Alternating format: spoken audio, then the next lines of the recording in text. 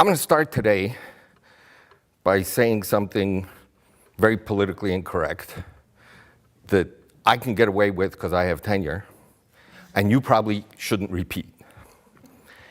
Ukrainians are morbid. They see everything from the wrong side. Everything is terrible. Everything is sorrowful. Everything is, as bad as it could possibly be. Let me give you two quick examples. If I told you that the Ode to Joy was a Ukrainian art song, you'd immediately know that's a lie, right? No Ukrainian poet ever wrote an Ode to Joy, right? More or less, right? And the music doesn't sound Ukrainian either. I'll give you another example. Christmas carols, right? Christmas carols are the joyful music of Christianity. Nothing can be happier than the newborn Savior of mankind. There's a beautiful Ukrainian carol, Nova Radість стала, a new joy has come. The words themselves, right? A new joy has come. I shouldn't sing in this audience. Nova Radість стала. It's a dirge, right? The joyful Christmas carol is immediately turned into funeral music, right? Right. That's how Ukrainians do things, right? And it's true of a good deal of the poetry we're looking at today. I mean, you know this poetry, you've been seeing it, you've been reading it over, and I had the audacity to put more of this mournful stuff in your hands, right? A lot of it is sorrowful. Even when we try to smile a little bit, it's actually sad, right? And so that's one of the reasons that I want to start today with what I didn't do last time, Pavlo Tychina. The other reason is, of course, a great deal of art song music, Ukrainian or otherwise, is not really great poetry, right? That is, why does a composer choose a particular poem to compose to is something I don't know the answer to. That is, as I told you last time, I don't know much music, I don't study composers, so I don't know how they actually make these choices. A lot of it is the spirit of the times. And so in Ukrainian literature, a lot of sorrowful music and a lot of not so great poetry. I mean, the sorrowful part at least makes sense historically. I told you last time, that is, in the history of Ukrainian culture, the whole 19th century, there's not a lot of things to be really joyful about. And in the 20th century, it doesn't really get any better, right? So you can at least understand from a political point of view, from a social point of view. I mean, if you're in serfdom, you're not going to sing joyful songs about serfdom, right? But the fact that composers choose poetry that is a little bit below par, that is, there is much better poetry. And that's the other reason I want to turn to Tychina. And I want to play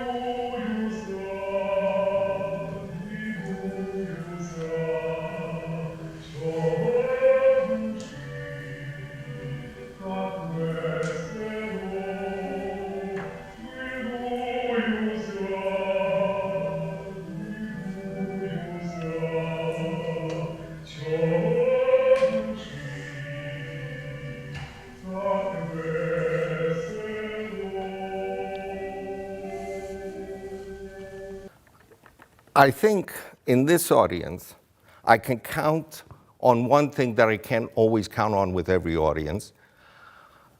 You heard this probably better than other people, maybe because many of you don't know the language.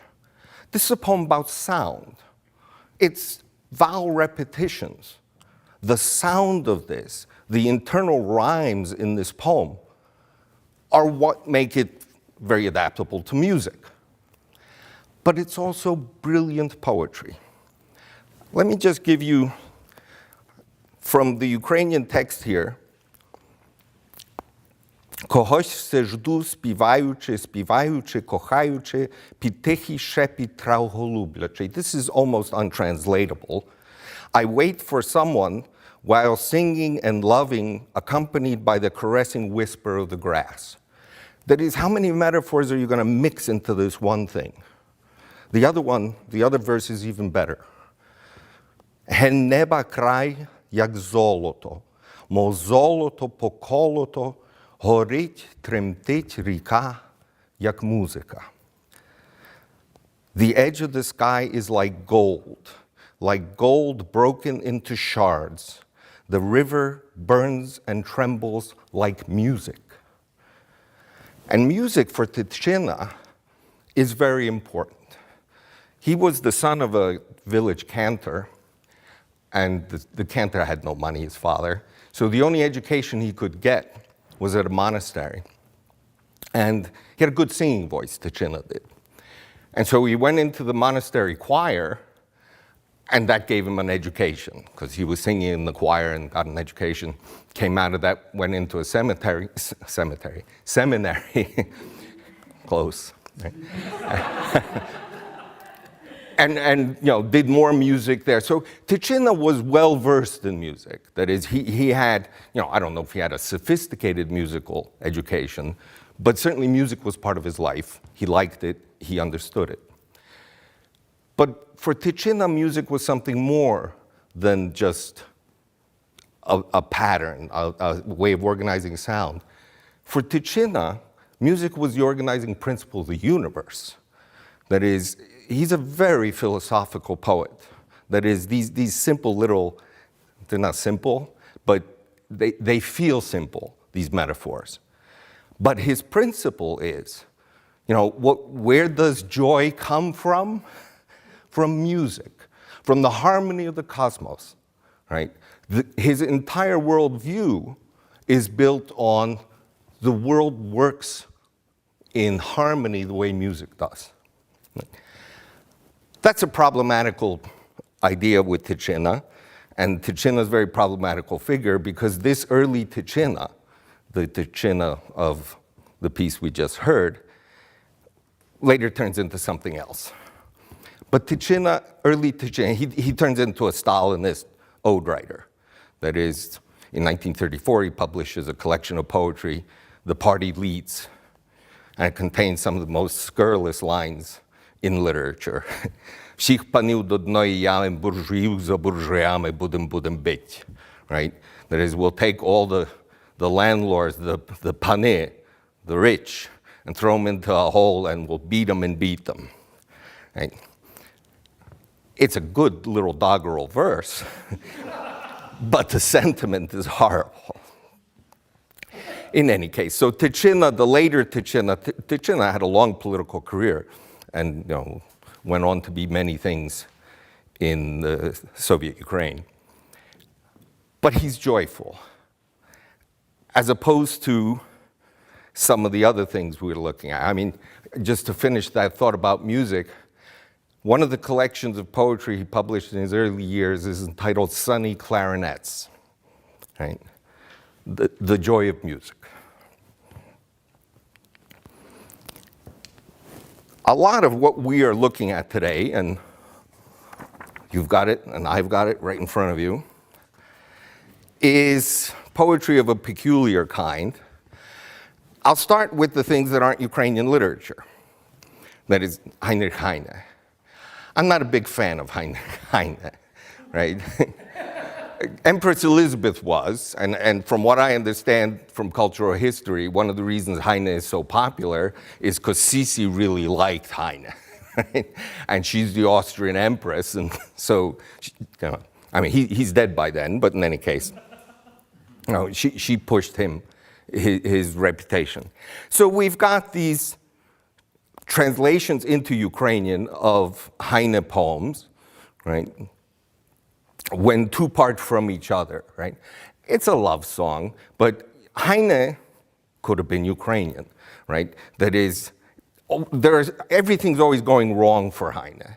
That is, it's parting, it's not the joy of love, it's the sorrow of parting, right?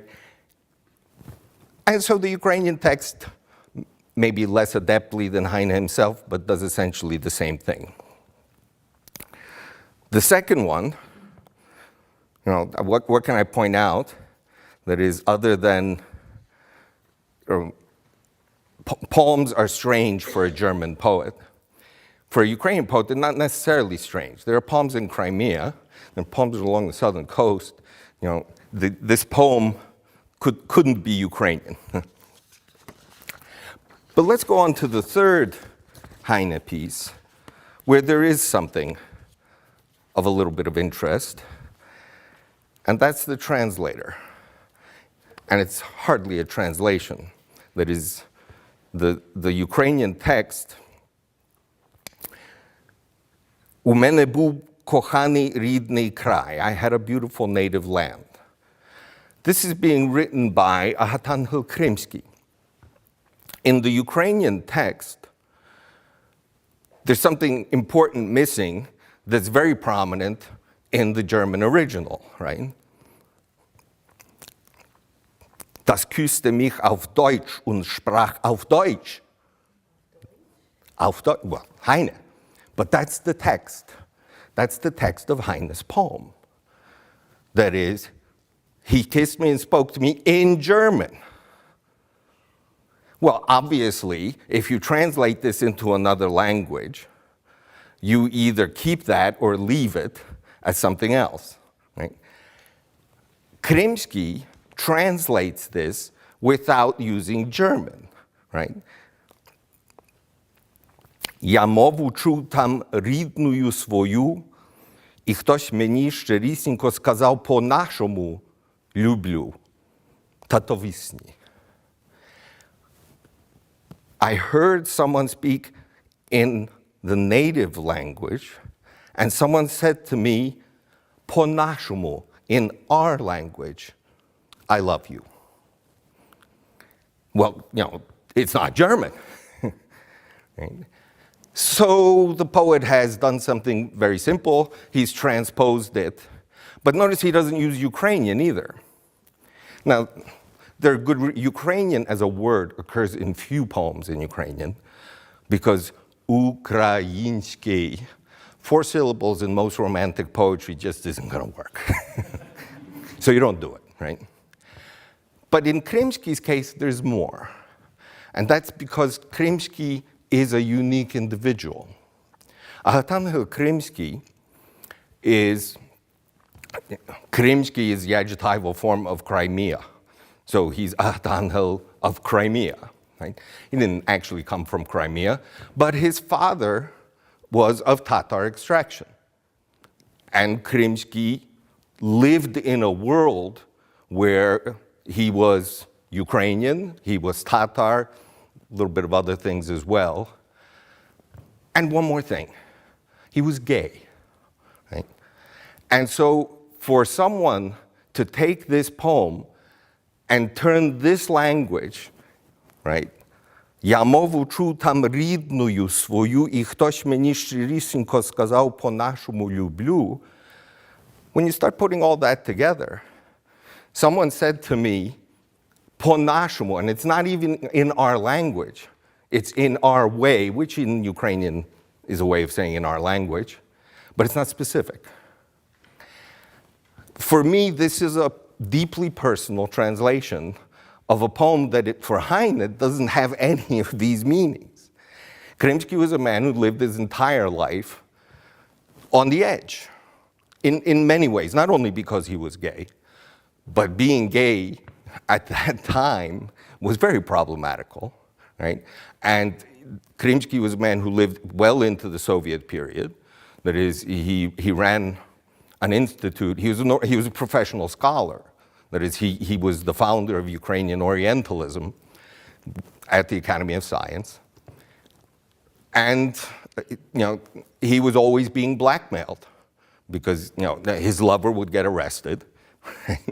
And this was a way of just exerting pressure on Krimsky, who was a firm Ukrainian patriot, right? And the Soviets didn't always like him. Okay. There are very few good pictures of Krimsky, but a former graduate student of mine has worked on Krimsky extensively, and he found these pictures, and Krimsky looks good here. Yeah. He usually looks fairly stupid. Let's turn to the next poem. The eagle flew down in the versions that are part of, this is the Turkevich album. And I hate to complain about translators. Uliana and I do a lot of translating. It's hard. You make dozens and dozens of mistakes. And it's really nasty when another translator says, well, you get that wrong. Right? She got it wrong. That is, if you read the poem, it's very obvious that the eagle did not fly down. The eagle flew up. It took off. It took flight. And the words letiu, things can take flight and fall on the floor, or things can take flight and rise in the air, right? Right. What's interesting here, and Markian Shishkevich, first of all, let me say a word about him. He was part of a triad of Western Ukrainian poets who introduced Romanticism in Western Ukraine. Romanticism in central Ukraine, that is in the Russian territories, is flourishing in the early 19th century. But in the Galician part, things are not good there. And they're not good not because of repressions, it's just you have a largely illiterate population. The part of the population that is literate does not particularly turn to the language of their people. Shishkevich is a cleric. He studies, that is part of the difference between Austria and Russia, is that the Austrian emperor funded, he made sure it got created, a Ukrainian Uniate seminary to train priests in Vienna, right? Which was good because it meant that you were going to have a whole class of educated clergy, including people like Shishkevich. Right? And so Shishkevich starts writing with his friends, and their names are on the screen there. They produce something called the Rusalka Dnistrova, that is the river nymph of the Dniester River. The Dniester River is in western Ukraine. And it's the first collection of Ukrainian romantic poetry in the West. It includes original works, it includes folklore, but he also wrote some other things, and this is one of those other things. What is curious here is the eagle took flight on his billowing wings to heaven's dwellings. That is, this is a religious poem. Essentially, this is a poem about, God enlightening us in the cosmos. That is, we see the world. His spirit reached beyond all depths to depths beyond understanding. Right? But it's a curious way of going about this. First of all, the imagery, Shushkevich is from the Carpathian Mountains. He knows what an eagle is. Eagles, that is, in our modern world, eagles aren't Christianity, eagles are Nietzsche. That is, we turn these symbols around. Now, Shushkevich is well before Nietzsche. That is, he couldn't possibly be tapping into that. But if you read the poem carefully in its symbols, these are not the usual Christian symbols. And it's unique that way, it's interesting. I'm not sure it's a very good poem, but it is certainly unique. I want to turn and devote a lot more attention to the big poet in today's class, Taras Shevchenko. I said last time that Shevchenko is the end-all and be-all of Ukrainian literature in the 19th century. This really is a brilliant poet, a poet whose ability to put words together is unmatched. He also writes in such a way that translations always do him injustice. That is, I teach Shevchenko and I refuse to teach him in English. That is, I have never taught the Shevchenko course in translation because the translations are just horrible and I refuse to do it. Right? You won't get it. Right? But here, we can at least point out a couple of idiosyncrasies. First of all, let me give you a few facts from his biography. Shevchenko was a serf, I told you. He got manumitted, admitted to the Academy of Arts. He studied art, finished the Petersburg Art Academy. And that it's not a bad gig. That is, if you are an Academy-educated painter, hobnobbing with rich people, you'd be amazed how in the 19th century all rich people wanted portraits of their wives and children. Everybody, right? And Shevchenko is a good painter and a good poet, and he's becoming a fairly well-known Ukrainian figure, although the bulk of his poetry can't be published. But nevertheless, he has published one volume of poetry where all the political poetry is excluded. And so he's become known, and he's hobnobbing with the rich and famous and painting. But he's also involved in an intellectual circle that is, the Brotherhood of St. Cyril and Methodius was a very naive, quasi-religious society, kind of do-gooders, hoping to someday do good for the peasants who are enserved. They had no political objectives. They had no political opportunities. That is, these were people, most of them were Kyiv University people. Shevchenko and a few others weren't. And they would get together and gab fest about how the world could be. That was enough to get them arrested, right? And Shevchenko in 1847 gets arrested. And the problem with Taras Shevchenko is that some of these other people are people born into status from the start, right? Some of them are, well, not aristocrats, but they're well off.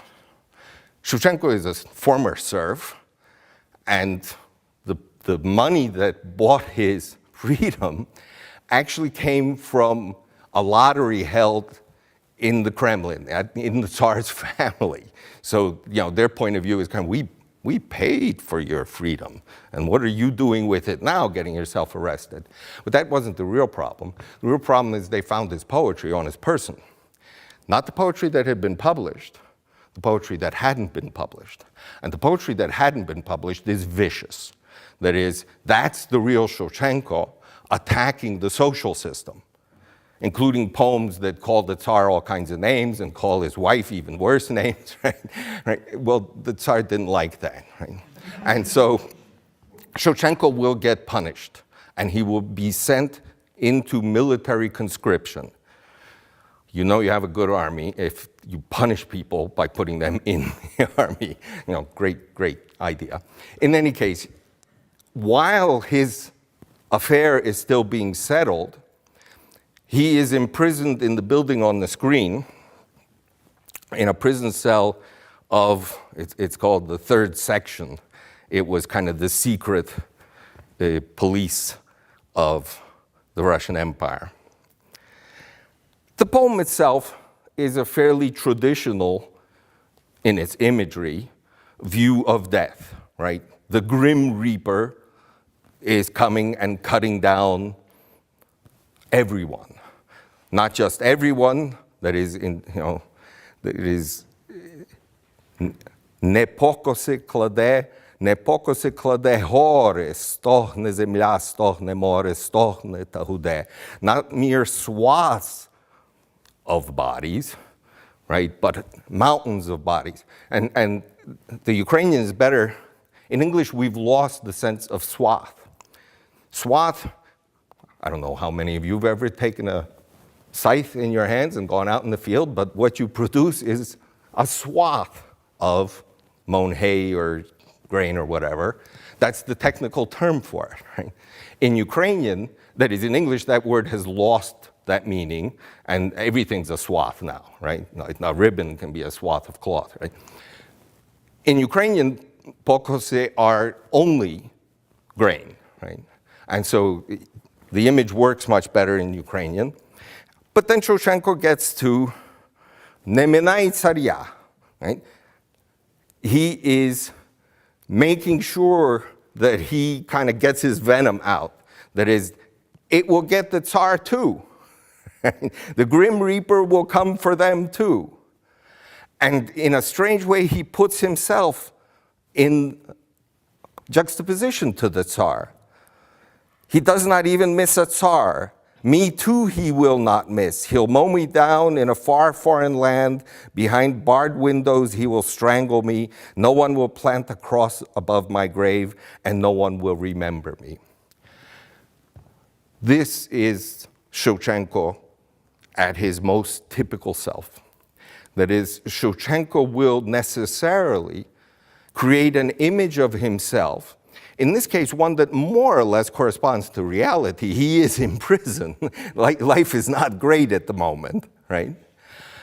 But he makes himself the embodiment of social injustice. And notice, it's not just that death will come for me as well, because death comes for the Tsar, death comes for everyone. So obviously the injustice is not in death coming. The injustice is that he will come for me behind barred windows, I will not be free, and in a foreign land. That is a sentiment Shevchenko repeats over and over again throughout his poetry. That is, that I am not at home, I am in a foreign, and he did spend the majority of his adult life outside of Ukraine. At various times he wasn't even allowed into Ukraine.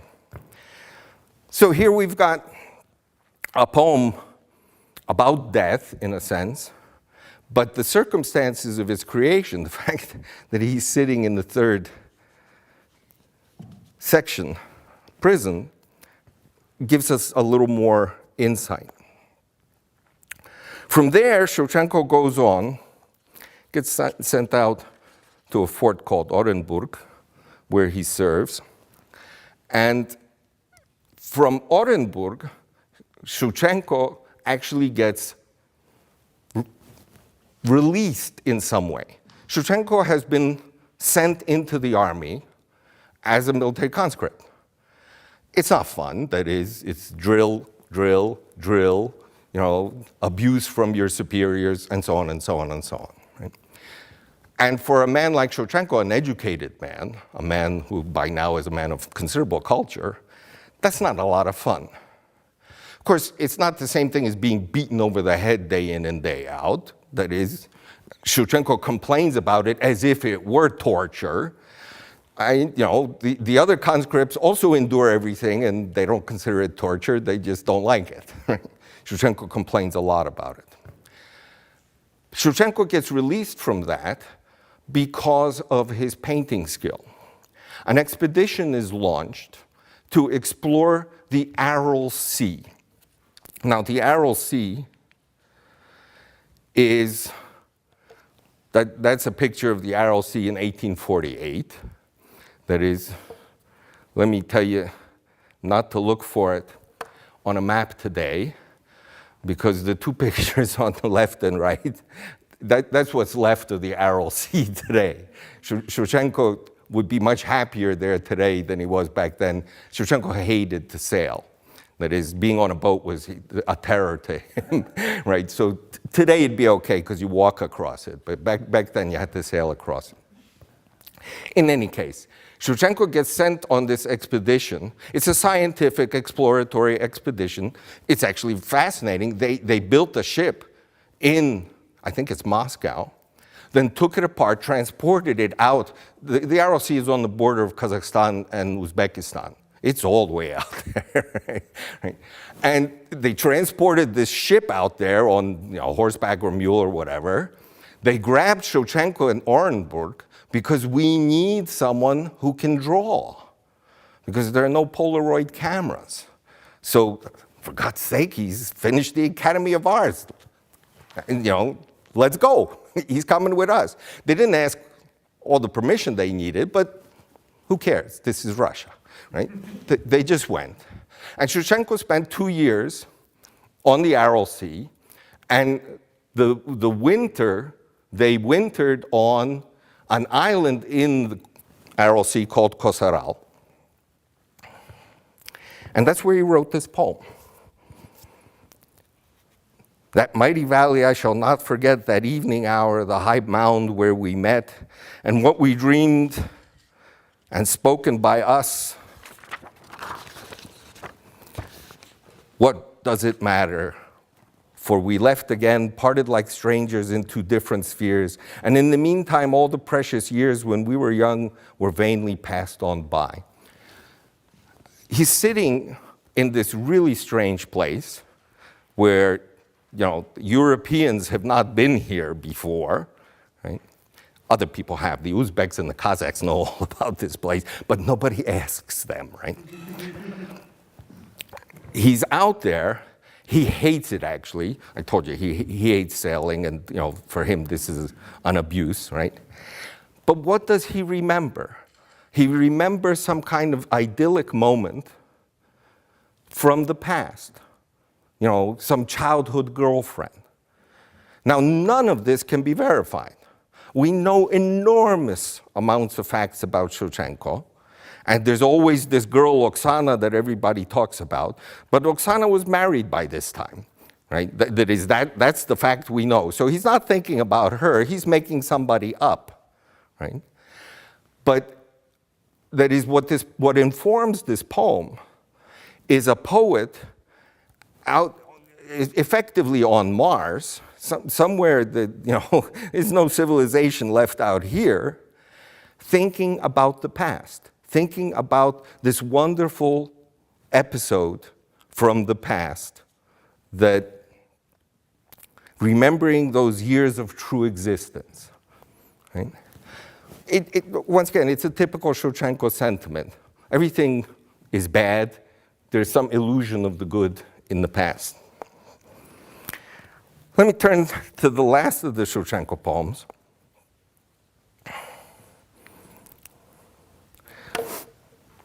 This one on Klebanov's music. This particular poem is actually based on a folk song. I won't read you the folk song. It sounds in the first section quite similar.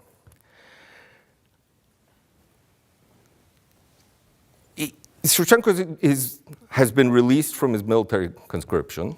It's 1860. He's in St. Petersburg. And he is thinking of, as he often does, his place in the world and his home country. And he's always thinking about, how wonderful it is in Ukraine, how terrible it is here.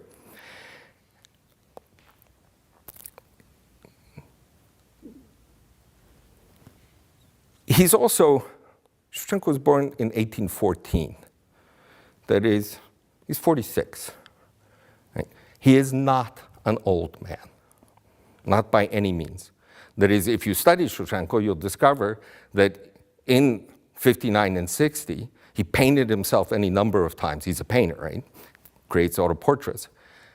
And he looks like he's 90. You know, he's got this beard like a Jewish rabbi, right? He's got this stupid hat on him, right? He thinks of himself as a dying old man. He isn't even sickly. That is, he'll die a year later for a variety of reasons, but he's not particularly a sickly man. He's just morbid. Right? He is always complaining about something. Shevchenko loves to complain. And these images of the Cossack and the tree, the fir tree, washed by the water's waves, the way the Cossack is washed away by time. That is, it's actually very traditional death imagery from Ukrainian folk songs. But what makes this remarkable is this notion of him as an old man and looking for some kind of joy. And what informs this poem, if you look at the chronology of his poetry, I think it's 2 or 3 poems after this one, he writes a poem to Likera Polusmak, dedicated to Likera Polusmak. He wants to marry Likera Polusmak. But Likera Polusmak is a curious person for Shevchenko to marry. Likera Polusmak is a Ukrainian woman, a former serf who has also been manumitted. And she's working as a servant in some rich person's house.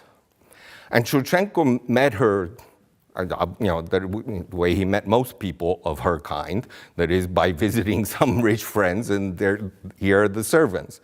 And Shevchenko, of course, associates with the servants. He still feels like that's my world. Right? And so he got to know this woman, proposed to her, was planning. That is, this poem is written about the time he met her. And what he is thinking of in this poem is me, aging Taras, he's not aging, but he thinks of himself that way, will find some kind of restful home. That is, there may be some joy in my life eventually with this woman I found. Now, he doesn't name her here. He will literally dedicate a poem to her a few weeks later. It's one of those ironies of Shevchenko's writing. Let me go on. I'm going to give short shrift to a number of these poets. That is, we've got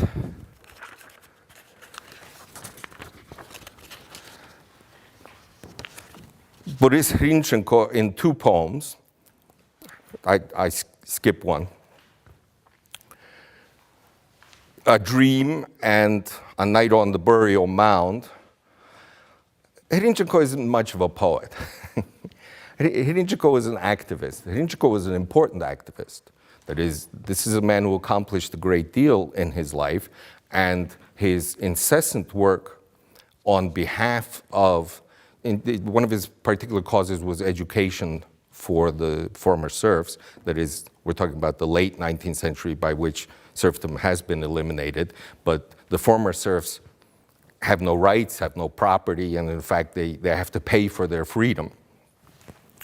One of the things I want to point out here, because a lot of this is standard, these are tropes that every Ukrainian poet picks out of folklore, literally.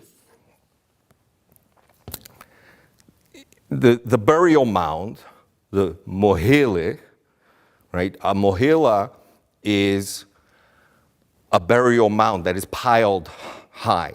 In the southern plains in Ukraine, on the steppes, you have thousands of these. They're old Scythian burial mounds. They've been robbed. Don't go looking for gold there. People have done this for centuries and there's no gold left. But the countryside is littered with mounds. And since the land is actually fairly flat, these mounds attract a great deal of interest. How the hell did that get there, right? And so they're a prominent feature, and you tie that to the steppe. And these two images of the burial mounds and the steppe are very, very common in all of Ukrainian poetry. That is, they become associated with some kind of nativist idea of what our country is like. It's false. That is, those are the least settled parts of the country. That is, Ukraine certainly begins somewhere else. It begins in the areas where forest mixes with open plains, not in the plains. Historically, the plains were Mongols. That is, this was a dangerous place to be. But in modern Ukrainian imagery, that's what's taken over. That is, we've got the steppes and the burial mounds as kind of markers. That is, you just throw these in as I'm Ukrainian, steppes and burial mounds. Cherkasenko is a good case in point. That is, Cherkasenko is not a major poet in any sense. He is a big Ukrainian patriot. He worked the UNR, that is the Ukrainian national government, in 1917, is a short-lived affair, and the Bolsheviks eventually overturn it, and things go sour, and Cherkasenko was an activist. His poem, notice once again, that is, hopes are not in vain. What a wonderful sentiment. That is, our hopes are not completely in vain. Something will eventually go right. That's why the ode to joy is not Ukrainian. And we're getting to the best example of that in a moment. I'll just stop for a moment here on Vasyl Petrovsky's poem. I couldn't actually find this in the collected works of Petrovsky, and I'm wondering, how it comes about. The notation for it in the Art Song catalog talks about it quite literally as a Christian text, right? And so it may be that he has just reworked this text, but one way or another, it is not a typical Ukrainian poem. That is, it's called an Easter psalm. Christ is entering his suffering. He calls his faithful to him. Not sure why that ended up in the repertoire. And so let me tell you who Lesya Ukrainka is. She is the most intellectual writer in Ukrainian literature. She is brilliant. She just writes bad lyric poetry. What her strength is drama. She writes poetic dramas, and this is her career is famous for the dramas. That is, and they are some of the most erudite, some of the most sophisticated intellectual texts you'll ever see. That is, her text, she wrote on various subjects. The two plays I most commonly teach in my classes, one is about Don Juan, that is the stone host, and she turns this into a fantastic feminist argument between Donna Anna and the princess, right? And the other one is Cassandra, the story of coming back and killing the husband who has betrayed her, right? In any case, in this particular well-known poem, Contra spem spero, she's doing what I keep saying is the heart and soul of Ukrainian poetry. That is, sorrow and joy with an emphasis on sorrow. That is, you can't have unadulterated joy ever, right? And the sentiment, I mean, you can see the meme where we put this in her mouth, right? It's a checklist of things that I got to do today, straight out of Franklin. She is notorious in Ukrainian literature, in the study of Ukrainian literature, as being represented this way. That is, this woman who is struggling and struggling and struggling, and will make it somehow, and against all hope, things are bleak, things are terrible, but we're going to make it somehow, right? We'll fight for it. As you can see, it doesn't speak to me. Right? I find this to be terribly repetitive and not very sophisticated. The imagery of the poem is soapbox. It's all declarative. It's all this person saying, I will fight for whatever it is I'm fighting for. I will never rest, right? I will go on, right? One of the reasons why Ukrainians admire this has nothing to do with the poetry. It has to do with the person. Lesya Ukrainka was diagnosed with tuberculosis at age 12 and led a life of extraordinary pain. That is, she traveled a great deal. She traveled to Berlin to get operated. It didn't work. The doctors told her, go to places with a warm, dry climate. So she did a lot of that. If you read it that way, you see why so many Ukrainians just admire Lesya Ukrainka's enormous bravery. But the text itself leaves something to be desired. The next Lesya poem is also curious. You can see Lesya Ukrainka makes it, the 200 hryvnia note in Ukraine is Lesya Ukrainka, right? This poem, A Bright Little Moon, Mi-shach moon, is the mi from Do Re Mi. That is, she wrote a sequence of poems, Do Re Mi Fa Sol La Ti Do. And all of them begin with that sound, right? And this is the mi poem. And what can I say about it? It's a lullaby that is, clearly a simplistic text for children. Although even this has elements that, let's scare the hell out of the poor child, right? That is, you keep sleeping because the moment you wake up, all hell is going to break loose. But it is what it is.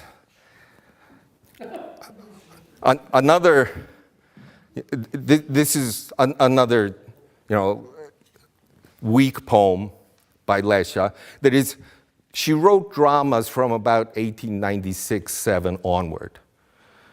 The lyric poetry is all earlier, right? She's a very young woman. That is, the Contra Spem Sparrow poem, she's 19, right? And already, against all hope, oh me, oh my. Right? And that immaturity wears off. Once we get to her dramas, this woman thinks faster and better than anybody else you've ever met, right? But not in these poems. Here, another kind of simplistic sentiment, straight out of Heine, that is, I want to be a song.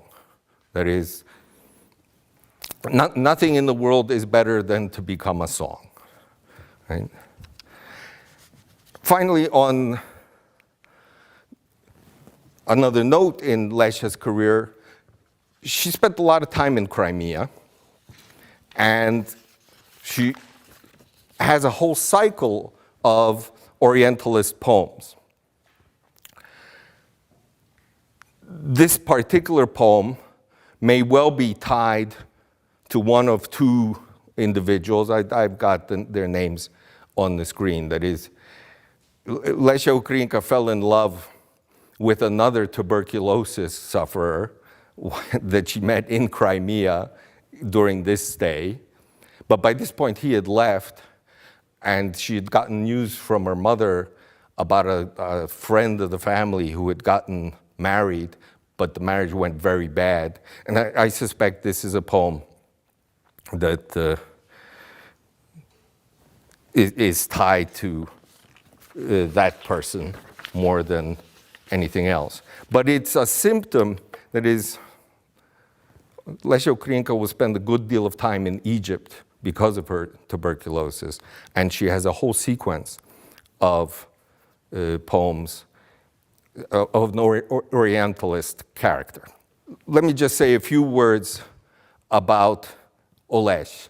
Oleś is, his real name is Kandyba. He was a veterinarian, as you can see.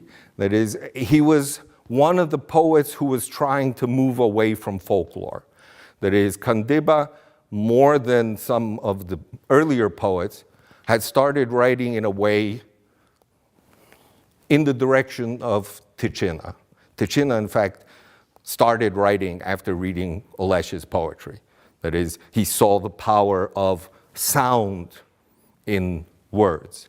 But Oleś, in terms of his sentiments, that is, he's a good poet in terms of sound organization. He sticks to the idea, well, his most famous collection of poems is called Joy and Sorrow Have Embraced.